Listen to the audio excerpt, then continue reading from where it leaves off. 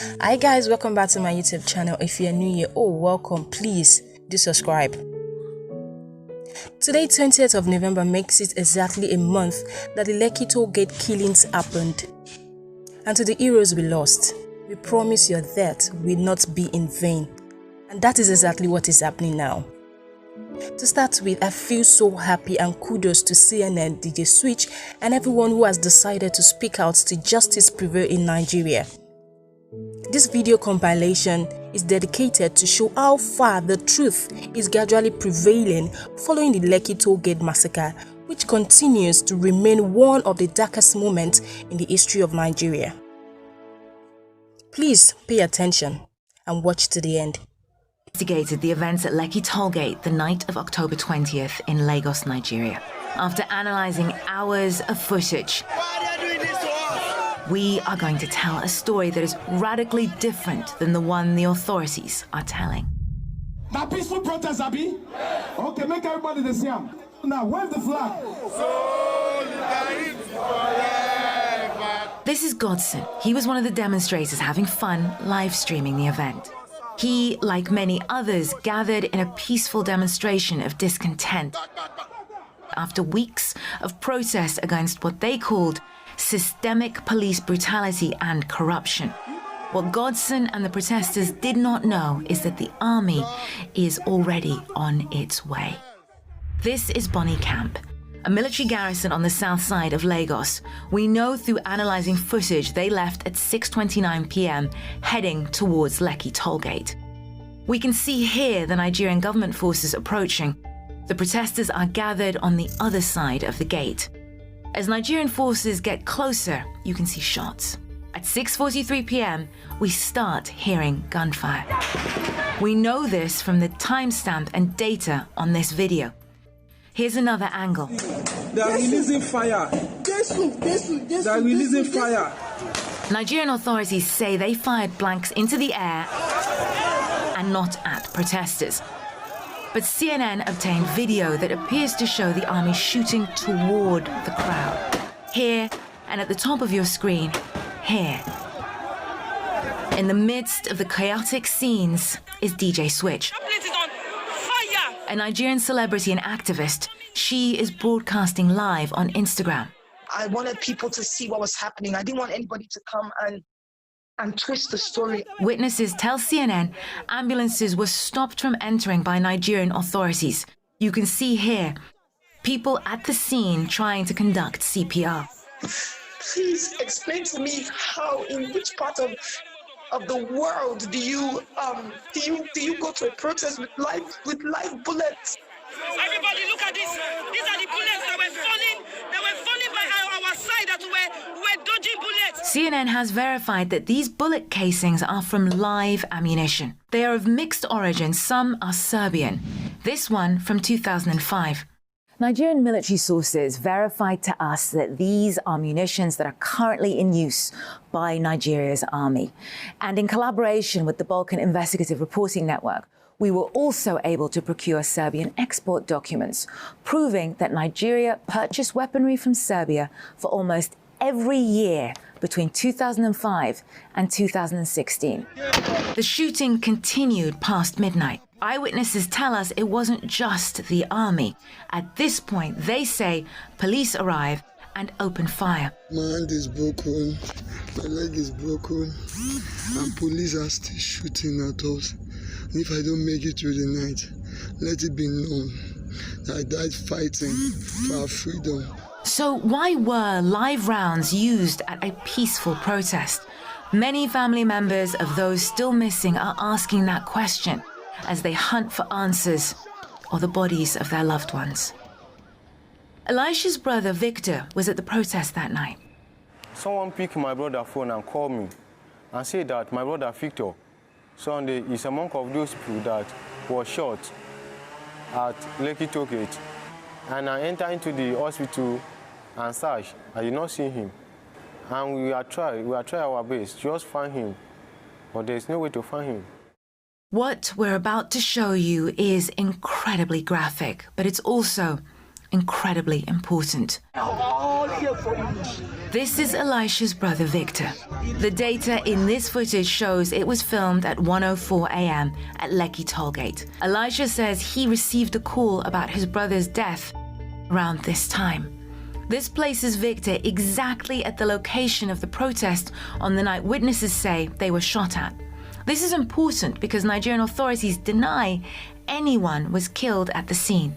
Since this incident, CNN has contacted over 100 protesters and family members. They pointed their guns at us and they started shooting. We asked what they heard. When we had gunshots from behind the toll. And felt. This is where I was shot and the bullet went through my back.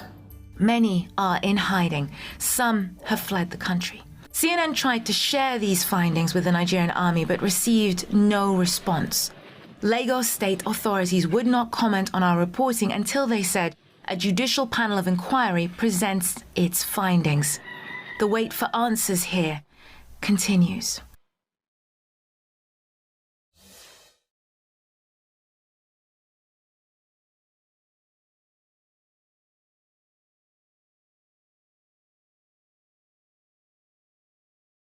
Well, DJ Switch is now in hiding, but is bravely joining us to speak about what happened that night and what has happened since. And we thank you for doing that. The videos that you posted have made you a target, and there are claims that the Nigerian army has been trailing you, threatening your life and forcing you to flee the country. The army has denied those claims, saying, and I quote, "There are bigger fish to fry," end quote. Tell us what you saw that night and what is going on now. Well, thank you for having me, Becky. Thank you for giving us your platform to continue talking and sharing this story. What I experienced that day was the worst experience in my life. The Nigerian army that is supposed to protect us came with no warning. None, nobody, no representative to come speak to us first. At least they just came in guns blazing. We heard gunshots from behind the toll gate because we were on one side of the toll gate, and we heard gunshots from behind and people running. So what we did was just to go down and sit down and just stay still, wave our flags. So because we believed that if we waved our flags, they would see that we are not here to cause any harm. We're not here to cause any troubles. We're just here protesting, as is our right to do so. So there was no warning, nothing. They came shooting. People were just dropping. I can't even explain that to you. It was such a chaotic scene that most times I find it difficult to close my eyes without seeing those scenes. And after they left, the Nigerian police came, SARS to be precise, because looking at the uniform, the ones we could see, and especially one man that was putting on white, I don't know who he is or something, but he had a pistol, kind of like a small gun, and he was just shooting at us directly, and we were just running for our lives. That's the short story of it, really. Just after the Lekki Gate incident, I spoke with the Lagos state governor. Have a listen to what he told me.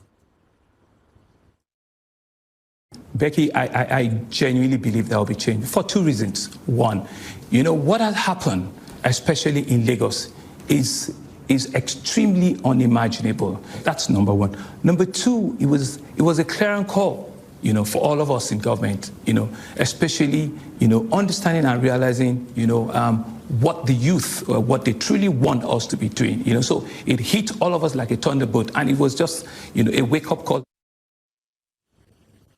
Your response to what you just heard there? With no due respect, I actually challenge the governor of Lagos State to just say the truth. They know the truth. It's been out there, they're conflicting stories with each other. Nigerians have died. This is not a time to play games. Families are looking for their loved ones. To be honest with you, with regards to me, I don't know how to feel, because in one hand, I'm grateful I'm alive today. In the other hand, I don't know if I should say I'm lucky. It's almost like I'm saying the others were not lucky. It is time that we own up to the things that we're supposed to own up to. The governor has a responsibility to the citizens of Lagos State, and he should say the truth. Nigeria's president on Tuesday vowed to prevent a repeat of what have been these wider anti-police brutality protests through dialogue and through listening, he says, to all stakeholders. I just wonder, how do his comments make you feel? To be honest, Becky, at this point, I do not hold what the president of the Federal Republic of Nigeria says to any, I can't hold it to heart. Nigeria is a dictatorship with a democratic face. And I think that is primarily to please the international communities. It is our right to protest anything that we see and change that we demand. The Nigerian government has used force from the beginning, starting with trying to infiltrate a peaceful protest with thugs. That didn't work out. And then they've moved to bringing the military in. So the same government that says that they had banned SARS, and this is going for 4 to 5 years now, they keep banning the same SARS, is saying that he wants to have a dialogue. The president hasn't even come out once to address the shooting at the toll gate. So no, Becky, I do not take his word to heart. We need action, we need change, and most importantly, we need accountability. You've said about this whole experience, and I quote here, "It is cause for what I believe is just. It is shock at the response of my government towards the people it is sworn to protect. It is courage to speak up no matter what. And for me, the will to see justice, accountability and a change in Nigeria, no matter how much is offered to me or threats to me." Do you believe that change will come? And how long do you think you will need to stay in hiding for? To be honest, I will start with the fact that the will is there. This generation, as we like to call ourselves, we call ourselves Sorosoke. That means speak up. Unlike the past, where they've oppressed our parents, they've misinformed our parents, because we didn't have social media back then. They owned the media houses, they owned the newspapers. But this is a different generation. And that goes to the end where I said that I believe strongly that Nigeria will change. It's not a sprint, it's a marathon. And now the Nigerian people, especially this generation, they are speaking up. The shock for me was to see that for the first time, something that gave me such belief. I never thought I would see Nigerians come together with the same voice and speak in one voice, demanding change, demanding an end to police brutality. I never thought that our government, first time they're seeing this, would respond in the action with which they did. Seizing the passport of Mo, for example, arresting Eroms, chasing people out of town and literally out of the country. I believe that the fact that I have been given a second chance at this life, I don't know what will happen to me. I don't know what will happen to my career. All my bookings, everything is gone. I don't know. But what I do know is this. The fact that I have this chance, I will use this opportunity to tell this story. No matter the length, no matter the breadth, I would use the opportunity to tell the story. My hope is to go back home. I don't want to run anywhere. People think that I have sought some sort of asylum. That is not a fact. But you can't chase down everything. Those things are not important. I want to be able to go home, but I want to make sure that I've gotten my story out and the story of other witnesses out under oath. And then when I'm done, I go home. If they want to pick me up at that point, there's nothing to try and silence me for anymore. So if they still want to pick me up, no problem. I watched the CNN report yesterday.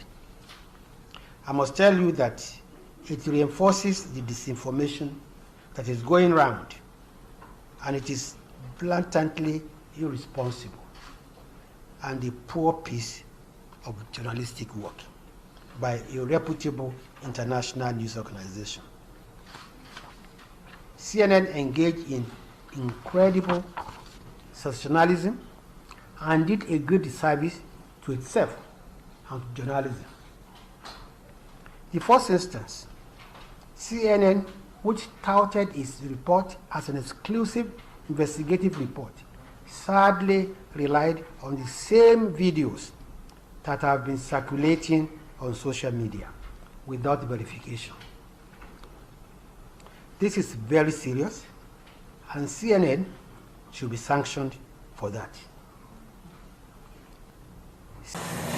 A CNN investigation into a peaceful protest in Lagos, Nigeria turned deadly has drawn threats of sanctions from the Nigerian government.